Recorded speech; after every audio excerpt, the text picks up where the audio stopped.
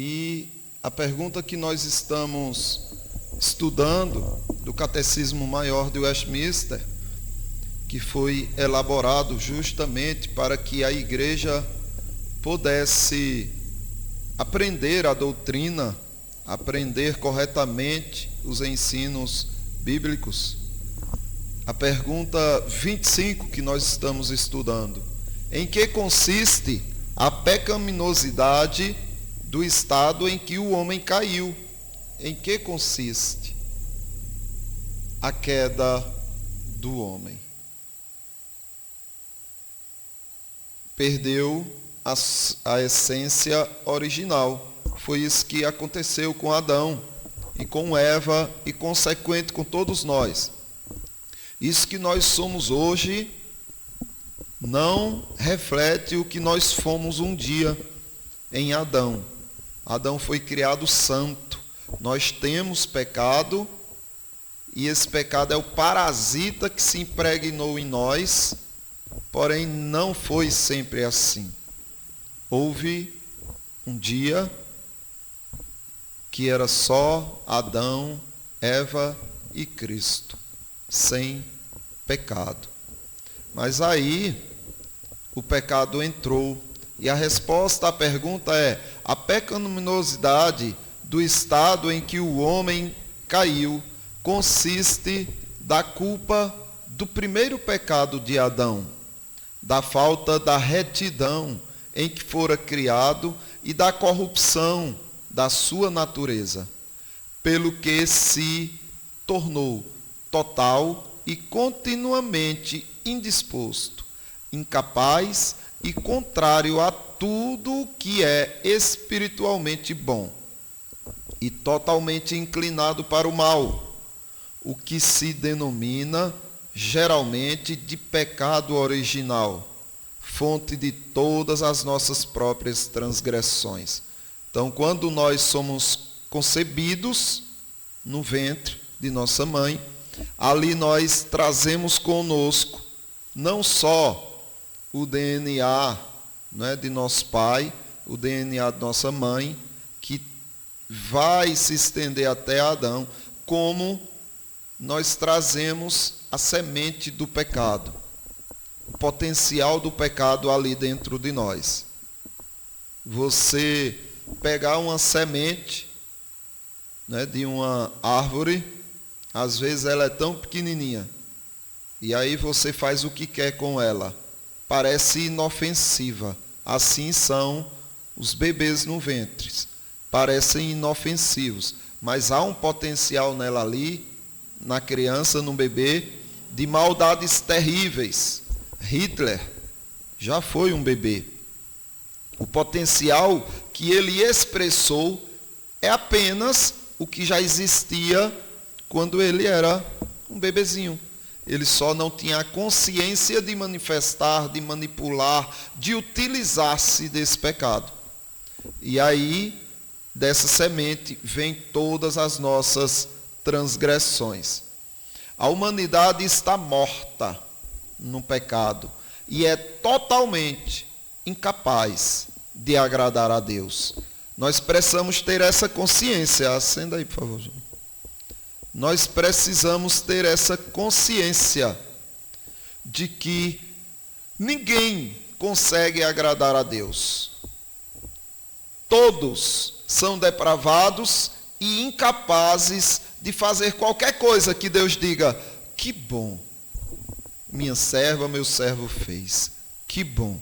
Então, para o homem morto em pecados, isso é impossível. Observe o que diz o apóstolo Paulo na sua epístola aos Efésios, capítulo 2, do 1 ao 3.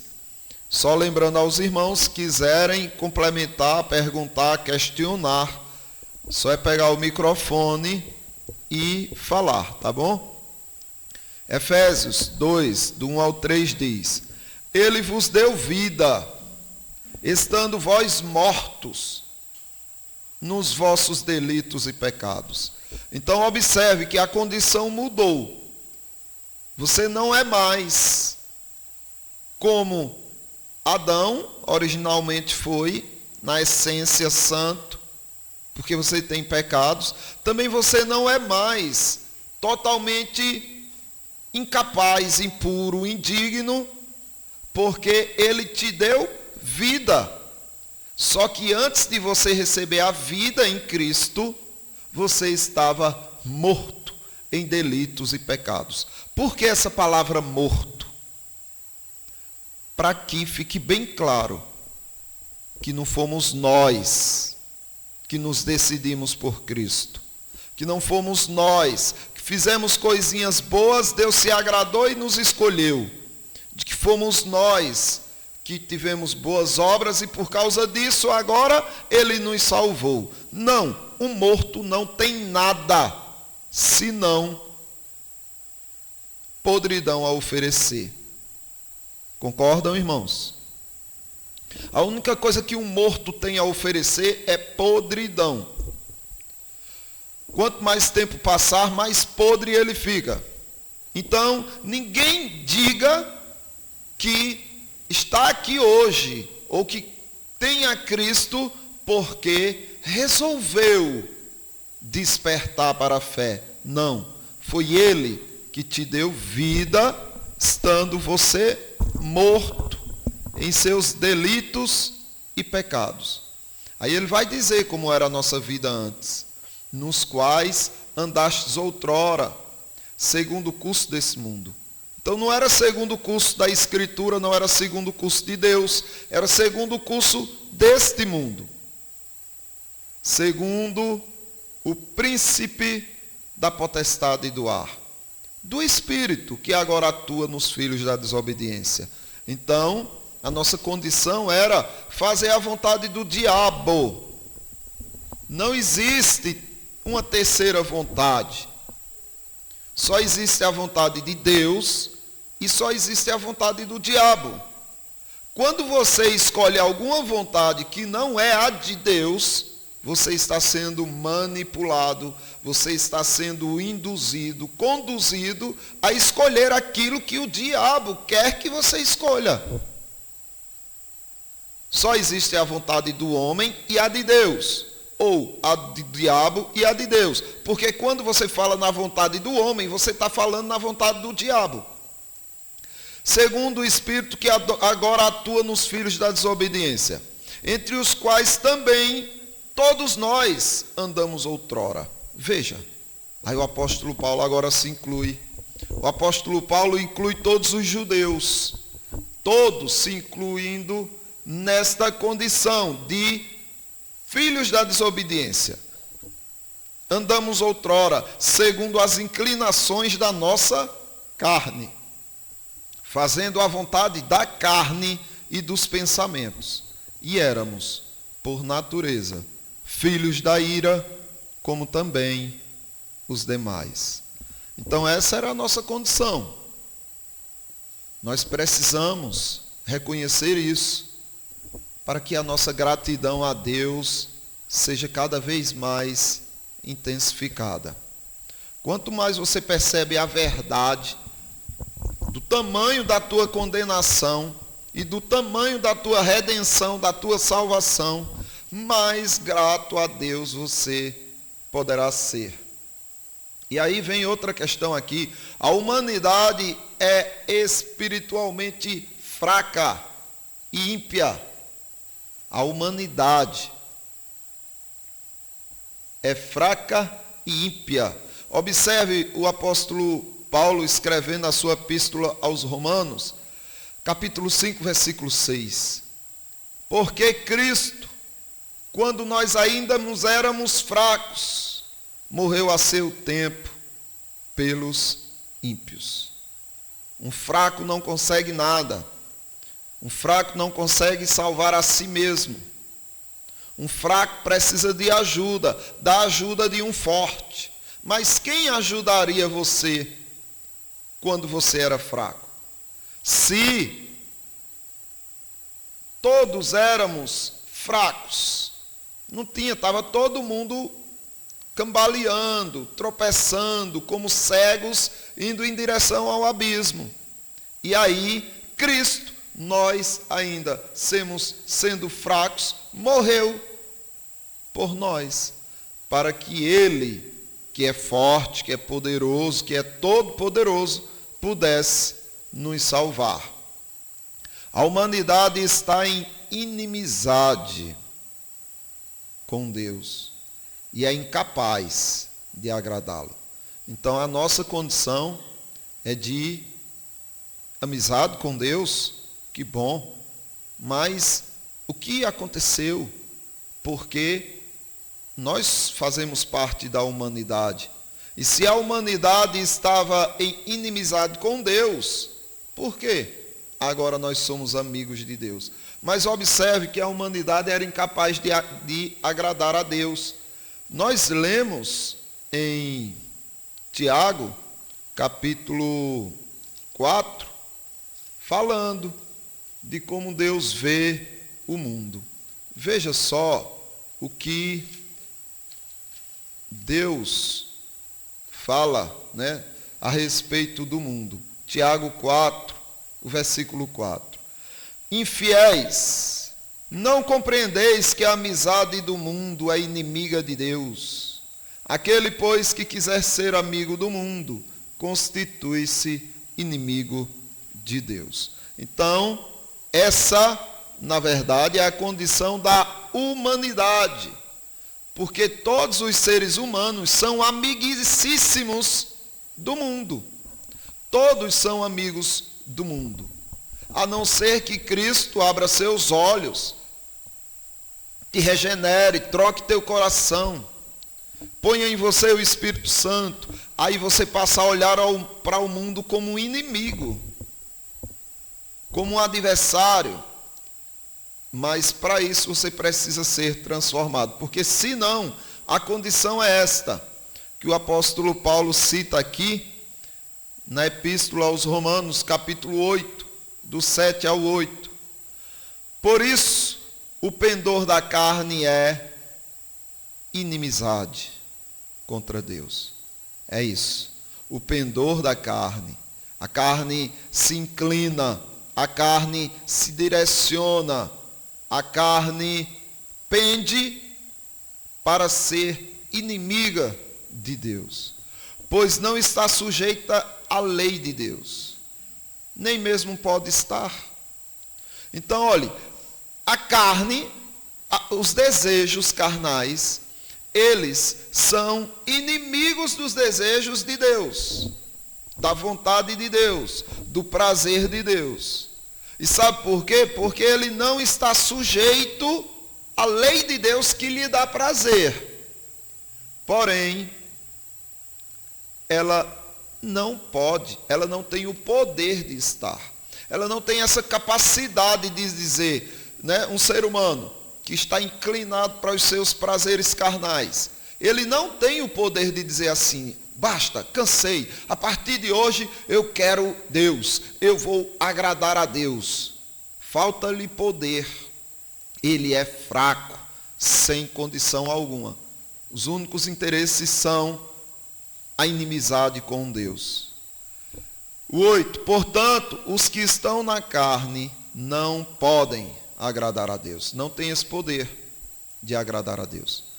Por isso, meus irmãos, que não adianta apelar, né? Termina o culto, quem quer Jesus, olhe, por favor, pode ser a sua última chance, você não sabe o que tem ali na esquina. Não adianta dramatizar, apelar, fazer nenhum tipo de sensacionalismo, porque ele não vai querer.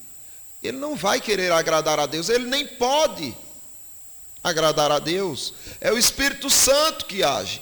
Por isso que nós pregamos e pronto.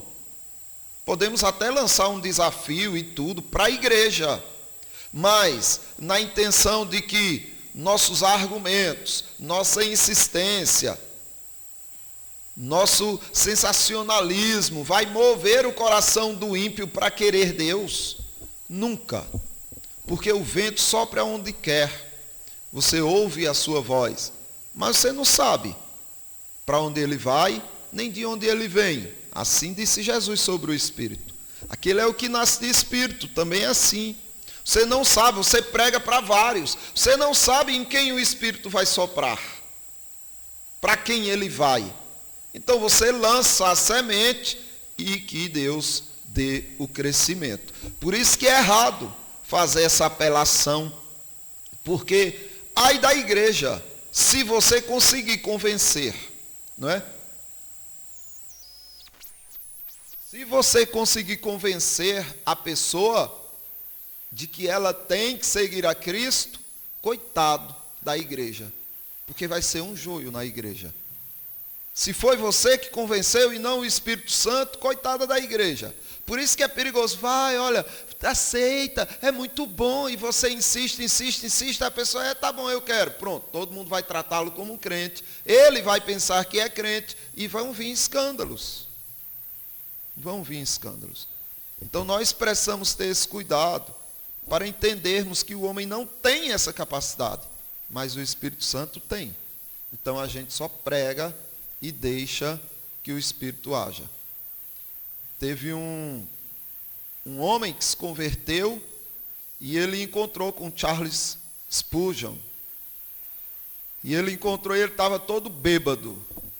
Aí ele disse, Senhor Spurgeon, eu sou um dos seus convertidos.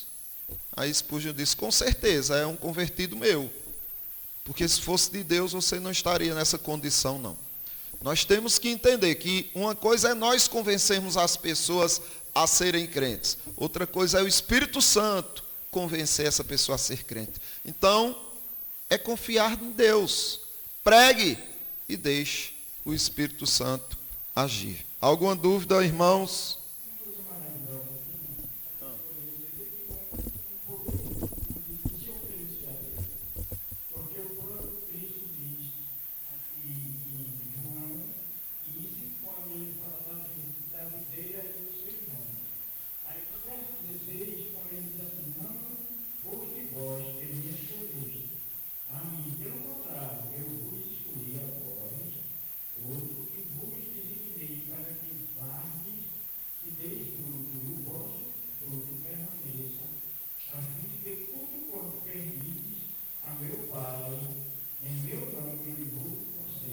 Amém, é isso mesmo. E aí, você escolheu a Cristo, foi, mas se realmente você escolheu a Cristo, foi porque Ele te escolheu antes. Ele te mudou antes, Ele te transformou antes. Como diz João, nós o amamos. Por quê? Por que nós amamos a Deus? Porque Ele nos amou primeiro. Nós o amamos porque Ele nos amou primeiro. Se não, estávamos inimigos até hoje.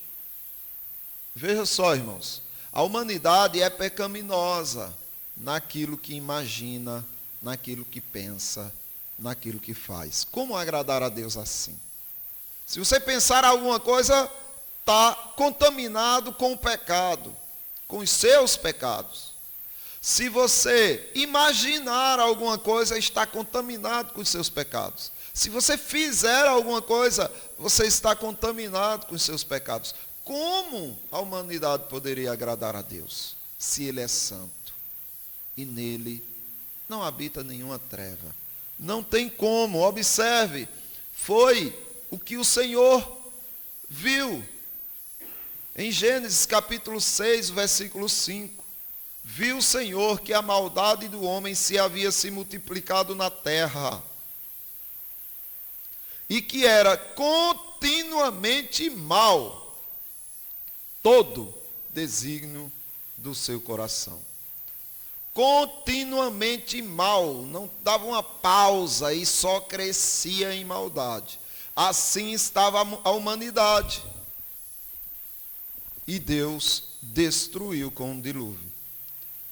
Agora, nós precisamos entender que Deus ele refreia o mal, porque cada ser humano tem um potencial de destruição absurdo. É o que Paulo relata em Romanos, capítulo 3, do versículo 10, que vai mostrar que a capacidade de cada um de nós é de derramar sangue, veneno de víbora nos lábios, nos nossos caminhos há destruição e miséria. É o que nós somos, é o nosso potencial. Mas Deus é tão gracioso que trocou esse coração perverso para que a gente tivesse um coração que o serve, que o ama sinceramente, genuinamente e que o adora. Ele agiu para isso. E ele freia a humanidade como? Ele freia a humanidade colocando medo nelas, colocando alguma espécie de afeto nelas. Tipo, por que um pai não mata seus filhos? Porque Deus trabalhou nessa pessoa para que ele tivesse afeto pelos seus filhos. Porque muitas pessoas que têm vontade de matar ou roubar, muitas vezes não o fazem, porque tem medo de ser preso. Então Deus se utiliza dos meios comuns, dos meios sentimentais, das leis, para frear a maldade humana. Porque uma terra sem lei, você ia ver o potencial do ser humano. Se dissesse assim, ó, cada um por si, não vai ter mais polícia, não vai ter mais lei, você se fizer o mal não vai ser perseguido, você ia ver a desgraça que seria essa nação. Porém, não é, porque Deus intervém com estes meios e outras formas que ele se utiliza. O pecado original é a fonte das transgressões que existem. É aquela sementinha que você trouxe de seu pai e de sua mãe. O Tiago, ele fala no capítulo 1, na sua epístola, 14:15, ele diz: ao contrário, cada um é tentado pela sua própria cobiça, quando esta o atrai e seduz. Você é tentado pela sua cobiça. Ah, Satanás tenta, mas só mostrando a você as coisas. Só dizendo a você e lembrando a você alguns prazeres que aquilo dá. E a tua cobiça, o desejo pela lentilha do inferno, pela lentilha do diabo, o teu desejo te atrai, te seduz, agora você não consegue mais se livrar. Está preso a essa sedução, a esta atração. Então, a cobiça, depois de haver concebido, gerado, dá a luz ao pecado. Então, aí você cobiçou, você concebeu no ventre, no coração, a cobiça, aí ela vai e gera a luz, dá luz ao pecado. E uma vez consumado, o pecado gera a morte. Tá, irmãos? Então essa é a condição do coração humano. As obras pecaminosas procedem de um coração corrupto e pecaminoso. Vamos ter cuidado. Vamos entender com quem nós falamos lá fora. Se a pessoa não tem Cristo, ele tem o diabo. Ele não é terra inabitada. O diabo é que mexe com ele. Então nós temos que ter a consciência de que é o poder da palavra de Deus, pela ação do Espírito Santo, que vai transformar essas pessoas. Familiares, amigos, pessoas com quem trabalhamos no dia a dia, elas precisam de Cristo. Mas não é você que convence. Confie na palavra. Porque muitas vezes você desanima de pregar, porque você, eu não sei nem o que dizer. O que é que eu falo para convencer essa pessoa? Nada. Não fale nada para convencer, só fale a palavra de Deus. Tu sabia que na palavra de Deus cita um versículo? Pronto, deixe ele. E aí o Espírito Santo, se for soprar sobre ele, você vai ver o que acontece. Mas veja o que é um coração sem Cristo. E muitas vezes até, infelizmente, um coração que tem Cristo, mas que negligencia os meios de graça, pode chegar a isso.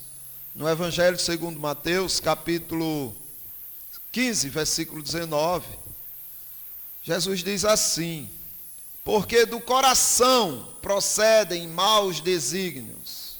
Do coração é que procede as coisas que você imagina de perverso, de mal, de imundo, de impuro, de pecaminoso. Sai disso daqui, do coração. Tudo isso, homicídio, adultério, prostituição, furtos, falso testemunho, blasfêmia. Tudo isso sai daqui. Toda podridão sai daqui. Jesus Cristo está mandando com isso que a gente fique atento, alerta. O que é que você anda colocando no seu coração? Porque quando você abre a boca, se você abrir a boca para ferir alguém, é porque você colocou ódio no seu coração. Se você abrir a boca para desanimar alguém, é porque você colocou no seu coração palavras de amargura, de tristeza, de mágoas. E você contamina os outros com o que você tira do coração, falando. Agora observe, meus irmãos, o que é que nós devemos fazer? Só ouvindo Jesus Cristo para nos corrigir, só observando a sua palavra e guardando ela no coração, para que a gente vença todo esse mal. Em Salmos capítulo 119, o versículo 11, nós vemos o salmista dizendo: guardo no coração as tuas palavras, para não pecar contra ti. Salmos 119, 11. Guardo no coração as tuas palavras. Você percebe? Se você não lança a palavra no coração, se você não guarda a palavra no coração, esse coração vai ter espaço para entrar tudo quanto de coisa que não presta. E aí, de fato, você não vai ter paz, você vai viver amargurado, vai viver cheio de raiva, de pensamentos negativos, destrutivos. Por quê? Porque o seu coração não está sendo um depósito da palavra de Deus. E aí, no Provérbios capítulo 4, versículo 26, nos alerta dizendo: sobre tudo que se deve guardar, guarda o coração, porque dele procedem as fontes da vida. Guarde seu coração. Coloque a palavra dentro do seu coração e guarde ele, porque daí saem as fontes de vida, para você e para quem te ouve. E o Salmo 119, o versículo 34 diz: dá-me entendimento e guardarei a tua lei, de todo o coração a cumprirei. Então que Deus nos dê entendimento para vivermos aquilo que Ele nos instrui, para que a gente possa guardar a sua lei de todo o coração. Mas para isso, a gente tem que ter a palavra dele no coração, guardá-la no coração. E devemos também guardar o coração para que nada nos corrompa, para que esta palavra não seja roubada, como Jesus Cristo disse que o diabo faz, na figura do passarinho que rouba a semente que não foi enterrada. Para que esse passarinho não roube, para que Satanás não roube, guarde, policie, proteja, cuide do seu coração, com a palavra de Deus bem firme nele. Amém, meus irmãos? Vamos orar ao nosso Deus, agradecendo e pedindo que Ele trabalhe nos corações de cada membro dessa igreja e dos eleitos também, que Ele ainda está preparando para vir estar em comunhão conosco. Jamile nos conduz nesta oração. Pega o microfone.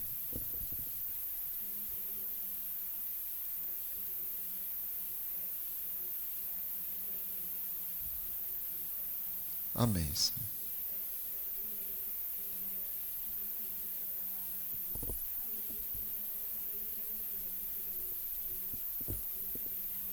Amém, Senhor. Amém, Senhor. Pronto, irmãos. Agora podem se cumprimentar